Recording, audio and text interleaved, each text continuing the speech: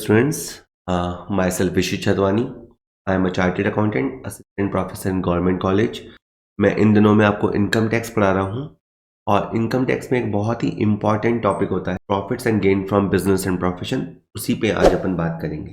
देखिए, मोटे तौर पे बात ये आपको समझ आती है कि हम जो बिजनेस करते हैं या कोई ऑफिस चलाते हैं, यानी गुड सेल करते हैं या सर्विसेज देते हैं, उससे जो हमें इनकम होती है वो पीजीबीपी हेड में आती है। ठीक है?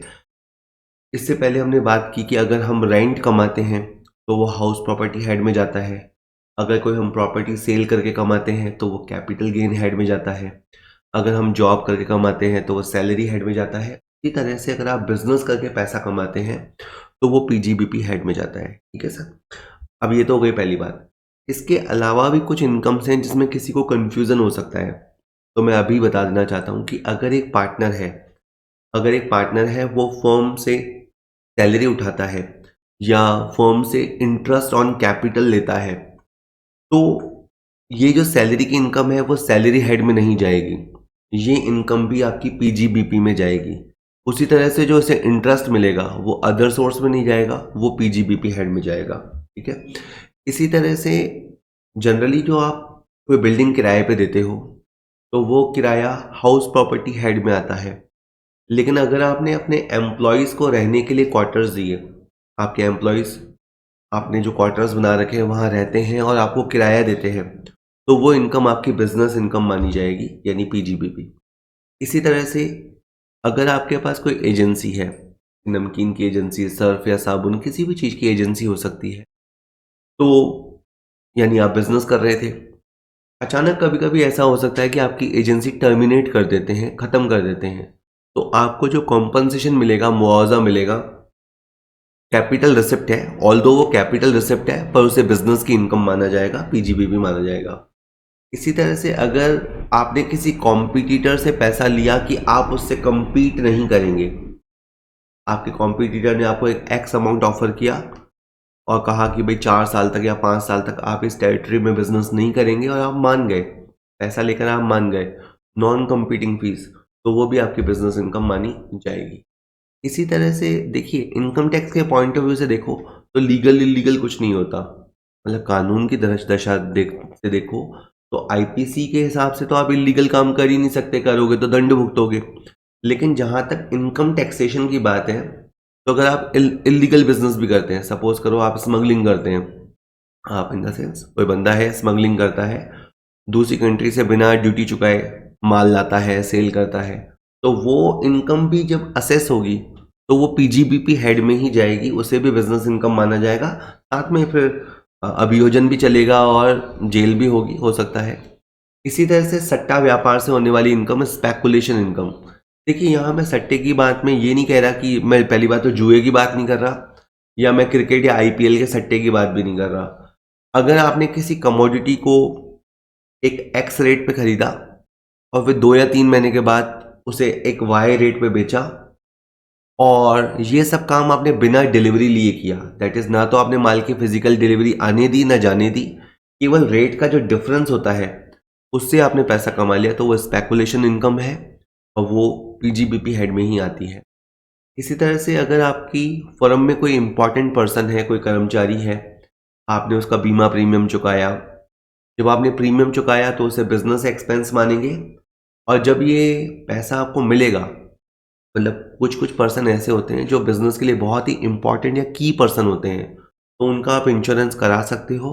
और अगर आप कराते हो और आपको बाद में पैसा मिलता है, क्योंकि ईमैन इंश्योरेंस पॉलिसी में बहुत तरह से पैसा होता है, पैसा कई बार उस एम्प्लॉय को मिलता है, कई बार उसके फैमिलीज को मिलता है, बट हम ये कह रहे हैं कि अगर वो पैसा किसी वजह से बिजनेस को मिला तो उसे बिजनेस की इनकम माना जाएगा। इसी तरह से अगर आपने अपने बिजनेस को चलाने के लिए, अपनी बिल्डिंग किसी बैंक को, हॉस्पिटल को, कैंटीन या पुलिस स्टेशन को दी, आपका पर्पस ये था कि आपका बिजनेस स्मूथली चले।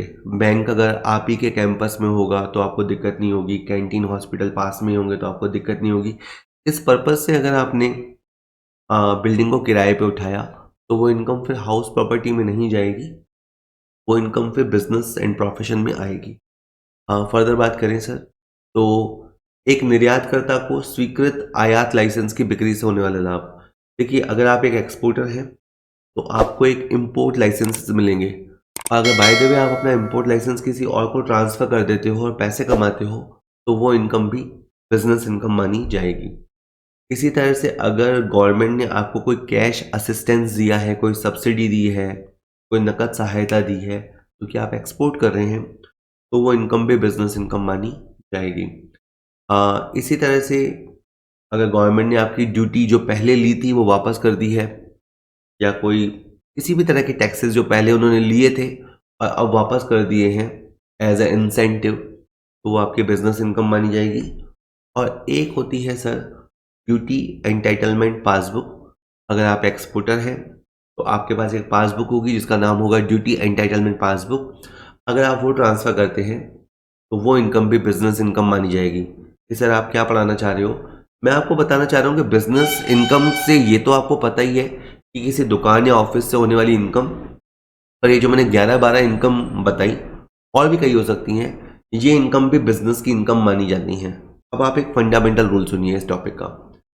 ऐसे खर्चे जो व्यापार को चलाने के लिए ज़रूरी हैं और ऐसी हानियाँ जो व्यवसाय के दौरान होती रहती हैं, उन्हें प्रॉफिट एंड लॉस के डीआर में लिख दिया जाए और प्रॉफिट को घटा दिया जाए तो हमें कोई आपत्ति या ऑब्जेक्शन नहीं है और हम उसका कोई एडजस्टमेंट नहीं करेंगे। देखो होगा क्या सर, आपके सामने जो क्वेश्चन आएंगे 90% चांसेस है कि आपको P&L दे रखा होगा। प्रॉफिट एंड लॉस के डीआर साइड में क्या होते हैं, यू नो वेरी वेल, यहाँ डीआर में एक्सपेंसेस और लॉसेज होते हैं। आपको क्या करना है सर, हर आइटम को चेक करना है। अगर आपको लगे कि ये एक्सपेंस जेन्युइन है, बिजनेस के लिए ज़रूरी है, तो ठीक है। और अगर आपको लगे कि ये एक्सपेंसेस फर्जी है, ये एक्सपेंसेस को जानबूझ के डाला गया है, तो मैं आपको अगली स्लाइड बताता हूँ। तो अगर आपको लगता है कि खर्चा आपने ऐसा डाला है, जैसे आपने पर्सनल खर्चा डाल दिया या कोई कैपिटल एक्सपेंडिचर डाल दिया, ठीक है, ऐसा कोई खर्चा डाल दिया और आपका पर्पस क्या था, ताकि प्रॉफिट को आप दबा सकें, कम कर सकें, तो फिर आप उसे डिसअलाउ करेंगे। तो फर्स्ट आपको सबसे पहले इसमें ये नॉलेज होनी चाहिए कि कौन से एक्सपेंसेस तो हैं जो अलाउड हैं।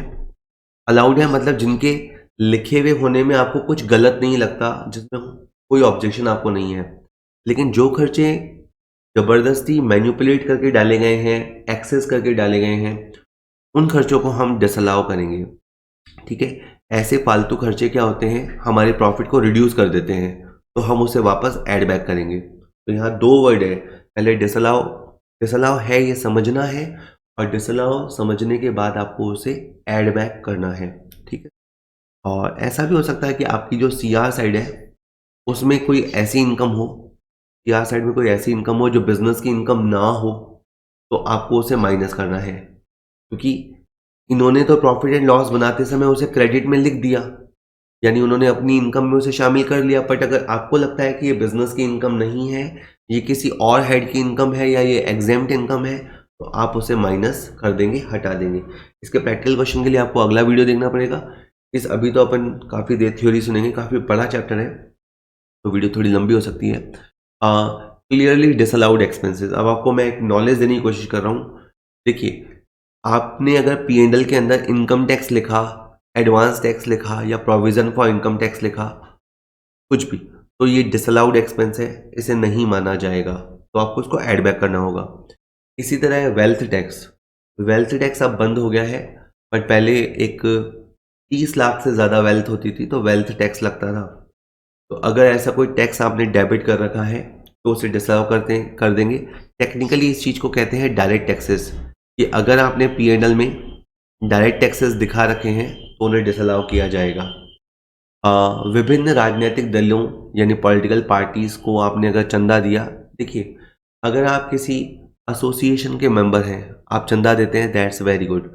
लेकिन अगर आप किसी पॉलिटिकल पार्टी को चंदा देते हैं, चंदा दिया आपकी इच्छा है, लेकिन आप उसे P&L में डीआर नहीं लिख सकते, और अगर आपको डीआर में लिख दिया गया है तो आपको उसे बोलना है डिसअलाउ, आपको उसे बोलना है डिसअलाउ और उसे करना पड़ेगा ऐड बैक। ठीक है सर। इसी तरह से आप पॉलिटिकल पार्टी की जो मैगजीन्स होते हैं उसमें विज्ञापन नहीं कर सकते, आपको कहीं और करना है आप कीजिए, लेकिन कोई पॉलिटिकल पार्टीज अधिकतर अपनी मैगजीन्स निकालती है, वहाँ आप एडवर्टाइजमेंट नहीं कर सकते, करेंगे तो वो खर्चा नहीं माना जाएगा। इसी तरह से अगर आपने किसी भी तरह की रिश्वत दी है, वो देनी पड़ी है, आपने दी है, तो वो खर्चा आप P&L में नहीं लिख सकते, लिखेंगे तो डिसअलाउ होगा। इसी तरह से आपने कोई कानून तोड़ा है, किसी लॉ का वायलेशन किया है, तो फिर बाद में आपके ऊपर पेनल्टी लगती है। तो वो जो पेनल्टी होगी, जो जुर्माना होगा, अर्थदंड होगा, वो आप बुक्स में या P&L में नहीं लिख सकते, वो डिसअलाउ किया जाएगा। इसी तरह से अगर आप अपने एम्प्लॉइज़ में फैमिली प्लानिंग प्रमोट करते हैं, तो ये देखना पड़ेगा कि खर्चा करने वाला कौन है। अगर कंपनी है, तो कंपनीज़ को तो ये खर्चा करना अलाउड है। कंपनीज़ अपने एम्प्लॉय के फैमिली प्लानिंग पे खर्चा कर सकती हैं, वो अलाउड है। उसमें ऐसा है कि अगर वो रेवेन्यू खर्चा करते हैं, तो 100% अलाउड है, और अगर वो कैपिटल खर्चा करते हैं, तो 1/5 अलाउड है। लेकिन कंपनी के अलावा जो बाकी तरह के एसएससी होते हैं, जैसे इंडिविजुअल हुआ, ठीक है, या फर्म हुआ, एचयूएफ हुआ, ये लोगों को ये खर्चा अलाउड नहीं होता है। इसी तरह अगर आपने P&L के अंदर इंटरेस्ट ऑन कैपिटल दिखाया, ओनर ने खुद को सैलरी दी या खुद के मकान का किराया दिखाया, तो वो अलाउ नहीं होगा। आप इसे समझिए कि अगर आप सचमुच इंटरेस्ट किसी को देते हैं, सचमुच रेंट या सैलरी किसी को देते हैं, तो वो तो जेन्युइन एक्सपेंस है। लेकिन ओनर अगर ये चाहे कि अगर उसे उसकी मेहनत की सैलरी मिलनी चाहिए, तो ये कॉस्टिंग के पॉइंट ऑफ व्यू से तो ठीक है, interest on capital accounting point of view से भी ठीक है, लेकिन इनकम टैक्स के पॉइंट ऑफ व्यू से ये खर्चा जेन्युइन या वास्तविक खर्चा नहीं है, अलाउ नहीं किया जाएगा। इसी तरह से अगर आप अपने एम्प्लॉयज़ के भले के लिए, उनके फ्यूचर के लिए प्रोविडेंट फंड में कंट्रीब्यूट करते हो, या ग्रेच्युटी फंड में कंट्रीब्यूट करते हो, या किसी वेलफेयर फंड में कंट्रीब्यूट करते हो, तो ये सब रिकॉग्नाइज्ड होने चाहिए। रिकॉग्नाइज मतलब आप इसके बारे में आपको कानूनी मान्यता मिली हुई हो, जो कानून से मिलेगी या इनकम टैक्स कमिश्नर से मिलेगी, तो आपका जो कहें लेबर का वेलफेयर फंड है, जो प्रोविडेंट फंड या ग्रेच्युटी फंड हो सकता है, वो रिकॉग्नाइज्ड होना चाहिए। अगर वो रिकॉग्नाइज्ड नहीं है और आप कंट्रीब्यूट करते हैं, तो उस खर्चे को नहीं माना जाएगा और उसे डिसअलाउ किया जाएगा। इसी तरह से आप कोई भी डोनेशन देते हैं, तो वो बिजनेस एक्सपेंसेस नहीं माना जाएगा। हो सकता है आपने किसी पुअर बच्चे को, गरीब बच्चे को हेल्प आउट किया हो, आपने कोरोना के समय दान दिया हो, लेकिन ये खर्चा आप P&L में नहीं लिख सकते। बाद में एक डिडक्शन होता है ATG, वहाँ पे डिडक्शन मिल सकता है, नहीं भी मिल सकता, लेकिन डोनेशन आप प्रॉफिट एंड लॉस के डेबिट साइड पे नहीं लिख सकते। ठीक है सर, चलिए। इसके बाद है, अगर आपने किसी असेट पे खर्चा किया है, सपोज करो आपने कोई P&L देखा जो आपके सामने लिखा हुआ है, और उसमें लिखा हुआ है फर्नीचर, और उसने कहा कि मैंने सर ₹1,00,000 का फर्नीचर बनवाया, तो आप उसे कहेंगे सर ये कोई खर्चा P&L में लिखने का थोड़ी ना है, ये खर्चा तो बैलेंस शीट का है। तो अगर P&L के अंदर कोई ऐसा खर्चा लिख दिया गया है जो कैपिटल एक्सपेंडिचर है, तो उसे डिसअलाउ किया जाएगा। इसी तरह अगर मान लीजिए आपकी बिल्डिंग है, आपने एक और उसके ऊपर कमरा बना दिया, गोडाउन ही बना दिया मान लीजिए, तो अगेन इसमें आपका असेट्स क्रिएट हो रहा है। तो आपको लगेगा ये खर्चा तो मैं बिजनेस के लिए कर रहा हूँ, बिजनेस के लिए आप कर रहे हो, लेकिन ये कैपिटल एक्सपेंडिचर है, भारी भरकम खर्चा है, ये आप P&L में नहीं लिख सकते। ठीक। इसी तरह से आप अपने जो पर्सनल खर्चे हैं, आपके घर में राशन आता होगा, दूध आता होगा, बच्चे की स्कूल फीस होती होगी, और भी डोमेस्टिक एक्सपेंसेस होते हैं, वो आप P&L के अंदर नहीं लिख सकते। ठीक है, अकाउंट्स के पॉइंट ऑफ व्यू से भी जानते हैं कि इन सबको अपन ड्राइंग बोलते थे। अगर ओनर इन सब कामों के लिए पैसा लेता है, तो उसे ड्राइंग कहते हैं, और जो ड्राइंग है वो कैपिटल में से एडजस्ट होता है, बट आप उसे P&L में नहीं लिख सकते। तो आपको क्या बताया जा रहा है, आपको ऐसे खर्चे जो अलाउ नहीं होंगे उनको बताया जा रहा है, ताकि आप उसके ऊपर पैनी नज़र रखें। ऐसे खर्चे P&L में नहीं दिखने चाहिए, और अगर दिखेंगे तो आप उसका एडजस्टमेंट करोगे, दैट्स वाई आपकी नॉलेज में डाला जा रहा है। इसी तरह से एक टैक्स इंडिया में आया था, USA से अपन ने कॉपी किया था, उसका नाम था fringe benefit tax. Fringe benefit tax में एम्प्लॉयर जो है वो अपने एम्प्लॉयज़ को सर्विसेज देता था, कुछ सर्विसेज तो क्या कहें, फैसिलिटीज़ देता था, कार फैसिलिटी, हाउस फैसिलिटीज़, और न केवल फैसिलिटीज़ देता था, उनके ऊपर वो टैक्स भी चुकाता था। तो उस टैक्स का नाम था फ्रिंज बेनिफिट टैक्स, और बुरा ये था कि ये भी डिसअलाउड की कैटेगरी में डाला गया। तो अब तो ये टैक्स बंद ही हो गया है, बट हो सकता है कि किसी के प्रॉफिट एंड लॉस में आपको ये फ्रिंज बेनिफिट टैक्स लिखा हुआ दिख जाए, तो ये अब डिसअलाउड कैटेगरी में डाल दिया गया है और इसे अलाउ नहीं किया जाएगा। एक बहुत ही इंपॉर्टेंट बात है कि देखिए, अगर आप किसी नॉन रेजिडेंट को, किसी एनआरआई बंदे को पेमेंट करते हैं या इंडिया के बाहर पेमेंट करते हैं, तो आपको टीडीएस काटना है। ठीक है, बीइंग अ शॉपकीपर या ओनर, आप ध्यान रखिए, जब भी आप पेमेंट किसी अंग्रेज आदमी को, एनआरआई को करते हैं जो नॉन रेजिडेंट है, या पेमेंट करते समय आप देश के बाहर पैसा दे रहे हैं, तो आपको टीडीएस काट लेना है। और अगर आप टीडीएस काटना भूल जाते हैं तो आपका खर्चा डिसअलाउ कर दिया जाएगा, आपका खर्चा डिसअलाउ कर दिया जाएगा। और अगर आप किसी रेजिडेंट पर्सन को पेमेंट कर रहे हैं तो वहाँ पे भी अगर टीडीएस बनता है तो आपको काटना है, और अगर नहीं काटते तो 30% डिसअलाउ किया जाएगा। तो बाहर के बंदे को पेमेंट किया है तो उसे अपन थोड़ी सीवियर कहे लापरवाही मानते हैं, सीवियर नेग्लिजेंस मानते हैं, वहाँ 100% डिसअलाउ होगा। इन केसेस में आपका 30% आपका डिसअलाउ होगा।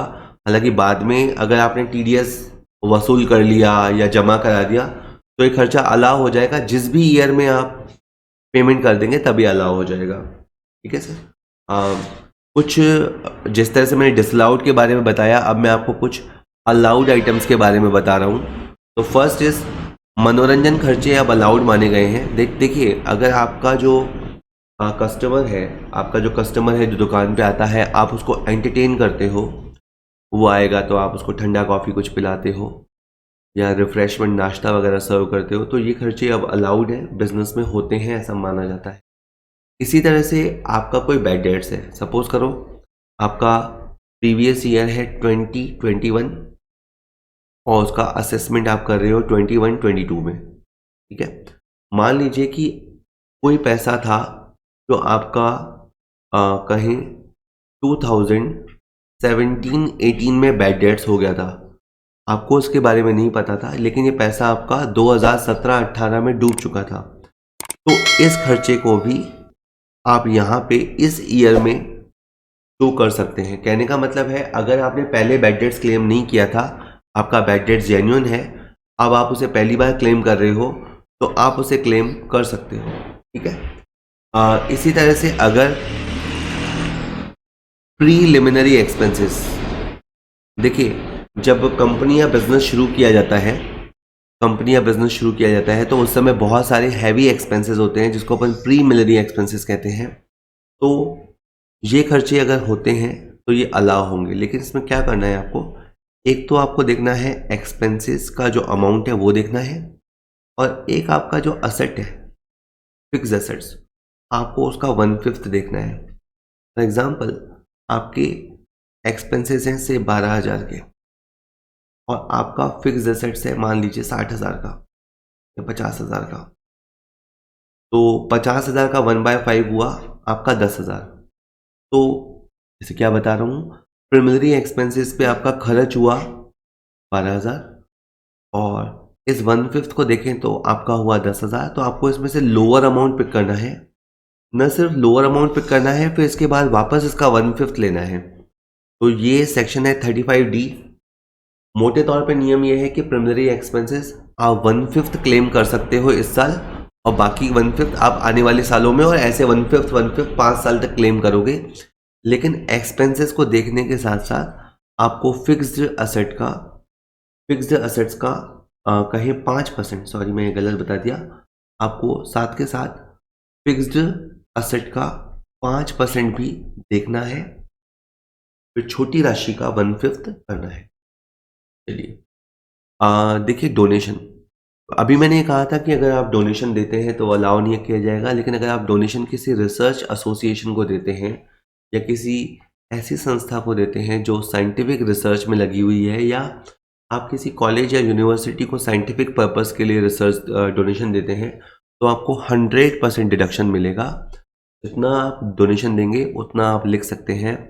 पहले तो इस चीज़ को मोटिवेट या प्रमोट करने के लिए वेटेड डिडक्शन भी मिलता था, एक्स्ट्रा डिडक्शन भी मिलता था। अब वो वेटेड डिडक्शन तो इस साल से हटा दिया है। आपका जो असेसमेंट ईयर 21-22 है, इससे वेटेड यानी एक्स्ट्रा डिडक्शन को हटा दिया है। आप जितना खर्चा करोगे आप उसे P&L में लिखा सकते हो। इसी तरह से अगर आप डोनेशन किसी नेशनल लेबोरेटरी को दिया है या आपने किसी IIT को डोनेशन दिया है या किसी और नोटिफाइड पर्सन को दिया है डोनेशन, साथ में आपने कहा भी है कि ये पैसा आप साइंटिफिक रिसर्च के लिए इस्तेमाल करोगे, तो 100% डिडक्शन मिलेगी। अब आपकी वेटेड डिडक्शन बंद हो गई है। ठीक है सर।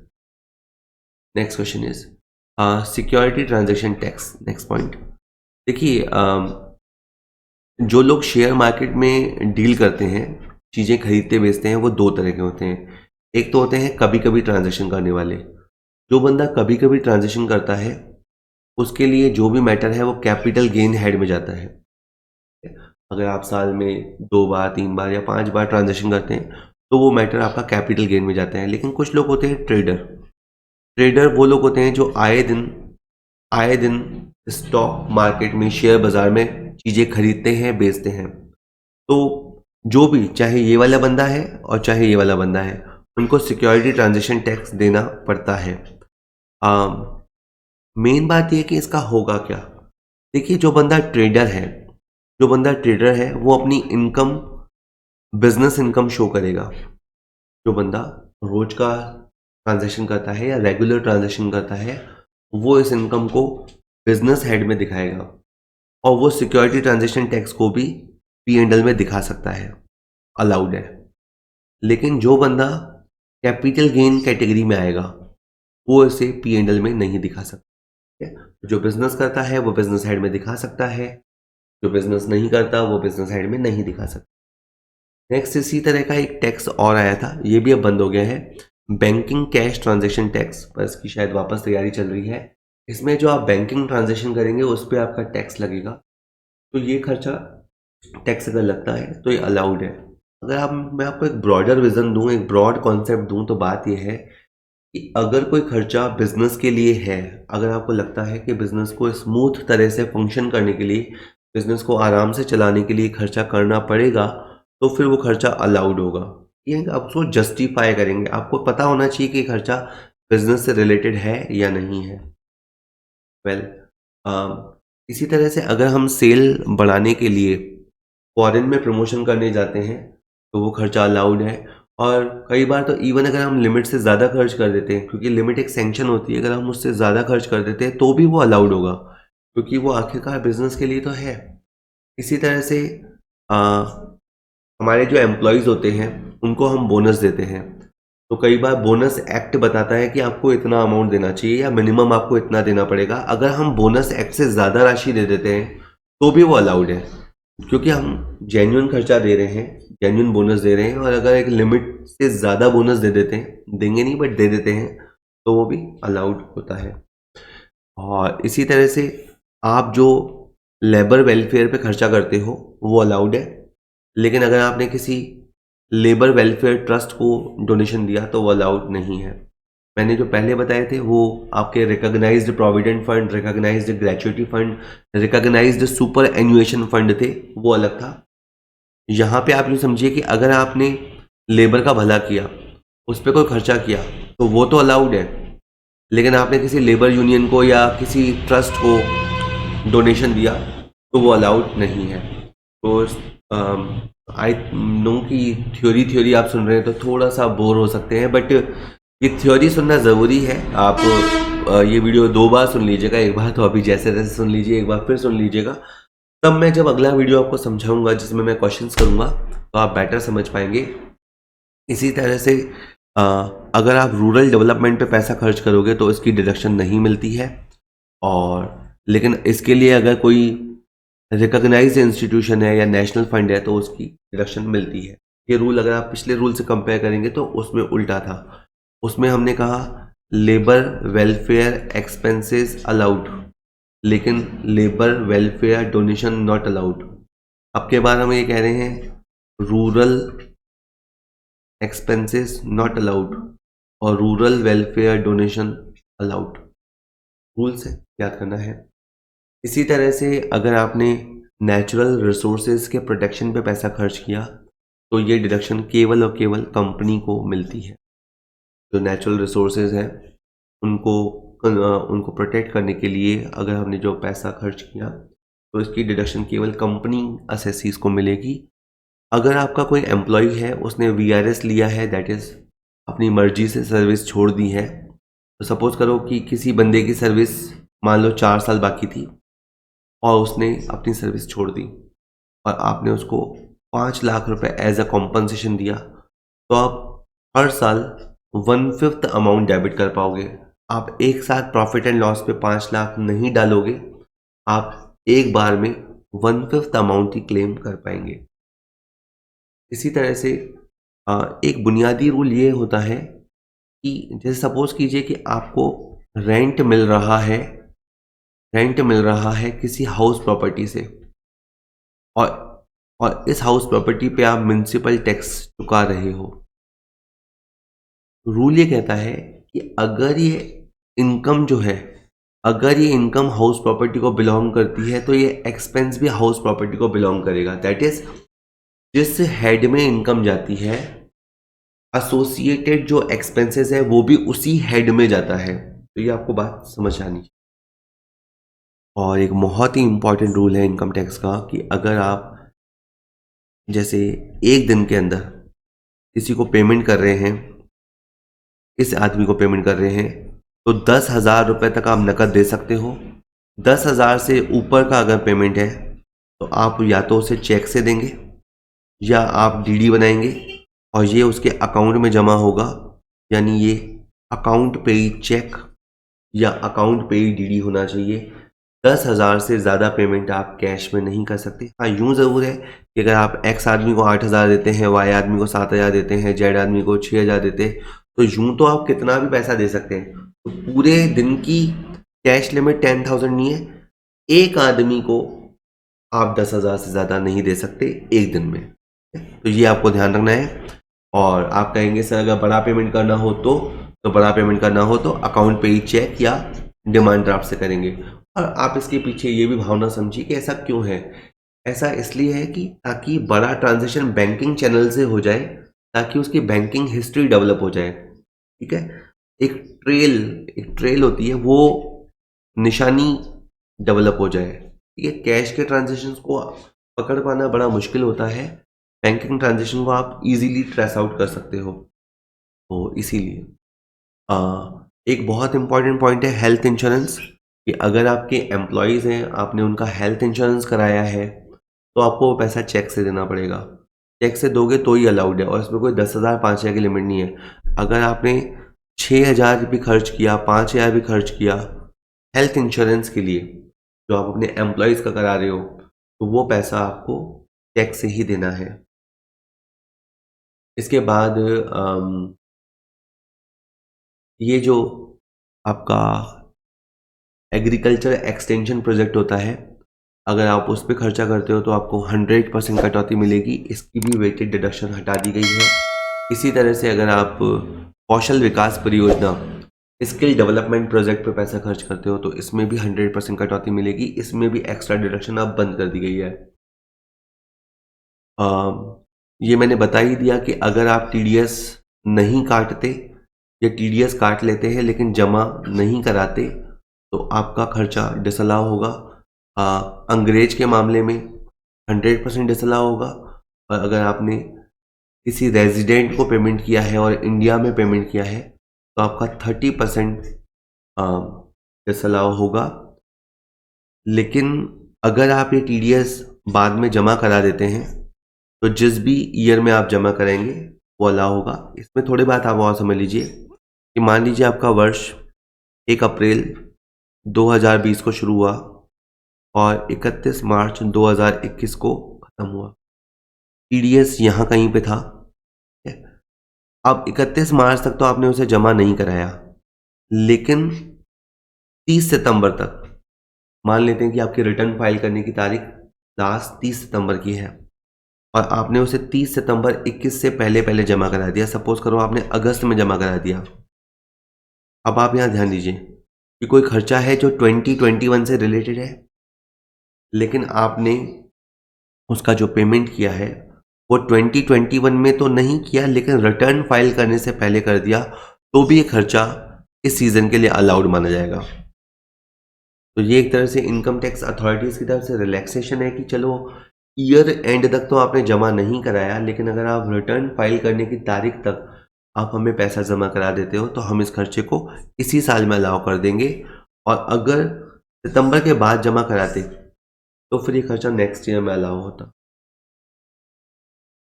और देखिए, जनरली जो व्यापारी होता है वो अक्रूवल कॉन्सेप्ट लेता है, और अक्रूवल कॉन्सेप्ट में आप खर्चे को पे करते हो तो भी लिखा जाता है, और अगर खर्चा आउटस्टैंडिंग हो जाता है तो भी वो लिखा जाता है, और आपको उसका डिडक्शन मिलेगा। अगर आपने P&L के अंदर सैलरी लिखी है और वो सैलरी पेड है तो भी अच्छी बात है, और अगर वो आउटस्टैंडिंग है तो भी अच्छी बात है। लेकिन अगली स्लाइड में मैं आपको कुछ एक सेक्शन बताने वाला हूँ, सेक्शन 43B के बारे में, उसमें पेमेंट ज़रूरी है। तो इन्होंने कहा है वैसे तो जो व्यापारी अक्रूवल अकाउंटिंग अपनाते हैं उनके खर्चे अगर आउटस्टैंडिंग रह भी गए, खर्चा बाकी रह भी गया तो वो अलाउड होता है, परंतु कुछ खर्चे ऐसे होते हैं जो सेक्शन 43B से कवर होते हैं, उनका भुगतान आपको जुलाई, तो रिटर्न फाइल करने की तारीख जुलाई भी हो सकती है, सितंबर भी हो सकती है। तो अगर आपने उनका पेमेंट जुलाई या सितंबर तक नहीं किया तो फिर वो खर्चे डिसअलाउ हो जाएंगे। अर्थात ये खर्चे ऐसे हैं, इनका पेमेंट हो जाए तो वो अलाउड होते हैं, पर अगर वो आउटस्टैंडिंग रह जाए तो वो अलाउड नहीं होते हैं। अब जैसे ऐसे खर्चों की लिस्ट है: GST चुकाना, excise duty, custom duty, octroi, मतलब जो गवर्नमेंट के टैक्सेस हैं वो आपको चुकाओगे तो डिडक्शन मिलेगा। इसी तरह से अगर आपने किसी शेड्यूल बैंक से, कोऑपरेटिव बैंक से, किसी फाइनेंशियल इंस्टीट्यूशन से लोन ले रखा है तो उसका इंटरेस्ट भी आपको पे करना पड़ेगा, तो ही वो अलाउड होगा। इसी तरह एम्प्लॉयज़ का जो बोनस और कमीशन है वो भी पेमेंट आप करोगे तो ही अलाउड होगा, आउटस्टैंडिंग होने पर अलाउड नहीं होगा। इसी तरह से अगर आप जो provident fund, gratuity fund, superannuation fund, ESI contribution या NPS नेशनल पेंशन स्कीम में कंट्रीब्यूट करते हैं तो इन सब का भी पेमेंट करना ज़रूरी है। इसी तरह से एम्प्लॉय का जो आप लीव एनकैशमेंट करते हैं, लीव का पैसा देते हैं, उसका पेमेंट करना भी ज़रूरी है तो ही डिडक्शन मिलेगा। और इसी तरह इंडियन रेलवेज से अगर आप सर्विसेज लेते हैं तो उसका भी पेमेंट आप चुका देंगे तो ही कटौती मिलेगी। ठीक है सर। थोड़ा सा और है, देखिए इनकम टैक्स अगर आपने दिखाया, पहले लेफ्ट हैंड में देखिए, आपने इनकम टैक्स दिखाया, एडवांस इनकम टैक्स दिखाया, या प्रोविज़न फॉर इनकम टैक्स चुकाया, या आपको इनकम टैक्स का इंटरेस्ट, पेनल्टी वगैरह देना पड़ा। मतलब हो सकता है कि आपने इनकम टैक्स चुकाने के लिए किसी से लोन लिया और उस लोन का ब्याज चुकाया तो वो अलाउड नहीं होगा। आपने इनकम टैक्स देर से चुकाया तो आपके ऊपर 5,000 या 10,000 की पेनल्टी लग गई तो वो अलाउड नहीं होगा। लेकिन क्या अलाउ होगा? तो अगर आपने अपना जो ITR है वो किसी ये से तैयार करवाया या किसी टैक्स प्रैक्टिशनर से तैयार करवाया, उसकी आपने फीस दी, तो वो खर्चा आपके लिए अलाउड है। इसी तरह आपका कोई इनकम टैक्स की कोई अपील से रिलेटेड मैटर है, आपके ऊपर IT अथॉरिटी ने ज़्यादा टैक्स लगा दिया, आपको लगता है कि आपका टैक्स नहीं बनता, तो आपने कोई वकील किया, उस वकील ने अपीलेट ट्रिब्यूनल में जाके या अथॉरिटीज़ के सामने अपनी बात रखी, उस वकील को आपने पैसा दिया तो वो अलाउड है। तो यूँ समझिए कि ITR बनाते समय जो आप हेल्प लेते हैं उसका पैसा देते हैं अगर, तो वो अलाउड है। या IT इनकम टैक्स से रिलेटेड कोई अपील है और वो उससे रिगार्डिंग अगर आप लॉयर को पैसा देते हैं तो वो अलाउड है। इसके अलावा जो लेफ्ट हैंड पे लिखे हैं वो सारे डिसअलाउड है। और अगर कोई बंदा है उसने टेली कम्युनिकेशन लाइसेंस लिया है तो टेली कम्युनिकेशन लाइसेंस की लाइफ देखी जाएगी। अगर आपकी लाइफ 8 साल है तो हर साल आप 1/8 एक्सपेंडिचर दिखा पाएंगे। अगर लाइफ 6 साल है तो 1/6 दिखा पाएंगे, और लाइफ 10 साल है तो 1/10 दिखा पाएंगे। तो टेली कम्युनिकेशन लाइसेंस में लाइफ के अकॉर्डिंग आपको डिडक्शन मिलेगी पेमेंट बेसिस पे। इसके बाद एक सेक्शन आपको और ध्यान रखनी है, ये है सेक्शन 40A2। देखिए कभी कभी व्यापारी क्या करता है, टैक्स चोरी करने के लिए अपने रिलेटिव्स को एक्सेस पेमेंट करता है। तो अगर व्यापारी अपने किसी रिश्तेदार को उचित मूल्य से ज़्यादा भुगतान करता है तो ऐसा आधिक्य भुगतान डिसअलाउ कर दिया जाएगा। सपोज कीजिए कि एक आदमी है और इसकी एक बेटे की दुकान है, किसी का बेटा है, उसकी दुकान है। तो जो माल बाजार में 3 लाख में अवेलेबल था वो इसने 5 लाख रुपए में खरीदा। ऐसा वो क्यों करेगा? ऐसा वो इसलिए करेगा कि इसकी खुद की तो कॉस्ट बढ़ जाए, तो इसके प्रॉफिट्स कम हो जाएं, और वो प्रॉफिट एक तरह से उसने बेटे के बुक्स में ट्रांसफ़र कर दिए। तो इनकम टैक्स ऐसी अथॉरिटीज़ ऐसी बातों को बड़े आराम से समझते हैं। तो कोई भी पर्सन अगर अपने किसी रिलेटिव को, जो कि husband, wife, brother, sister, mother, father, grandfather, grandmother, son, daughter, grandson, granddaughter हो सकते हैं, तो अगर आप एक्सेसिव पे पैसा देते हो, अनरीजनेबली ज़्यादा पैसा देते हो, तो वो खर्चा डिसअलाउ होगा। ठीक है? इसी तरह से अगर कोई बंदा ऐसा है जो बहुत ख़ास है, बहुत ख़ास ऐसा है क्योंकि वो सब्सटेंशियल इंटरेस्ट रखता है। अगर समझो उसके पास कोई व्यक्ति है, उसके पास 20% ओनरशिप है, एक तरह से वो बिज़नेस में आपके लिए बहुत ही इम्पोर्टेंट रोल प्ले करता है। तो अगर आप ऐसे आदमी को एक्सेसिव पेमेंट करते हो, तो वो खर्चा भी डिसअलाउ माना जाएगा। साधारण हित सब्सटेंशियल इंटरेस्ट अलग-अलग कॉन्टेक्स्ट में अलग-अलग परसेंटेज होता है। इस कॉन्टेक्स्ट में जिसके पास 20% वोटिंग राइट है या जिसके पास 20% प्रॉफिट शेयरिंग है, ऐसे पर्सन को हम सब्सटेंशियली इंटरेस्टेड पर्सन मानते हैं। और उससे अगर आप एक बाज़ार भाव से ज़्यादा भाव देते हो, एक्स्ट्रा पैसा देते हो, तो वो खर्चा उस एक्सटेंट तक डिसअलाउ किया जाएगा। इसके बाद है कि कुछ आइटम्स ऐसी होती हैं लाइक जनरल रिजर्व हुआ, प्रोविज़न फॉर टैक्स हुआ, डिविडेंड हुआ। अब ये आइटम है प्रॉफिट कमाने के बाद की आइटम है। आप अच्छे से जानते हैं कि ये एप्रोप्रिएशंस हैं। These are not the expenses, these are the appropriation. तो अगर अगर किसी अनएक्सपीरियंस्ड अकाउंटेंट ने, किसी गैर अनुभवी अकाउंटेंट ने अपने प्रॉफिट एंड लॉस के अंदर ऐसी आइटमें दिखा दी हैं जो टैक्स के, जो प्रॉफिट कमाने के बाद होती हैं, जैसे टैक्स, जनरल रिजर्व, डिविडेंड, तो उसे भी डिसअलाउ किया जाएगा। और एक नॉलेज के लिए बात है कि अगर कोई कंपनी अपने एम्प्लॉयज़ को, अपने डायरेक्टर्स को बचाने के लिए कोई खर्चा करती है, तो वो अलाउ होते हैं। मतलब कोई जो लीगल एक्सपेंसेस होते हैं to save employees of the firm and directors of the company, तो वो खर्चा अलाउ होता है। और एक और बात कि अगर कोई कंपनी अपने फॉर्मर एम्प्लॉयज़ को बोनस देती है, तो वो अलाउ नहीं होगा। क्योंकि फॉर्मर वो एम्प्लॉय तो जा चुका, अब आप उससे सर्विसेज तो ले ही नहीं रहे हो। तो अगर आप एक एक्स ग्रेशा, समझो दया खाकर या किसी और वजह से आप उसको कोई बोनस वगैरह देते हो, तो वो अलाउड नहीं होगा। बस लगभग बात ख़त्म हो गई है। मैं अब आपको 2-3 बिजनेसेस के बारे में बताने वाला हूँ कि अगर कोई बंदा रिटेल बिजनेस में है, ज़्यादा नहीं, बस 5 मिनट और। अगर कोई बंदा रिटेल बिजनेस में है, तो और वो इतने अकाउंट्स मेंटेन नहीं करना चाहता, इतना अलाउड डिसअलाउड के चक्करों में नहीं उलझना चाहता, तो हम उसे कहते हैं कि जितनी आपकी सेल है उसका 8% आप अपनी इनकम मान लो। ठीक है? जैसे अगर आपकी सेल 50 लाख रुपए है, तो 50 लाख रुपए पे 4 लाख रुपए प्रॉफिट हुआ है, ऐसा मान लो। Very simple.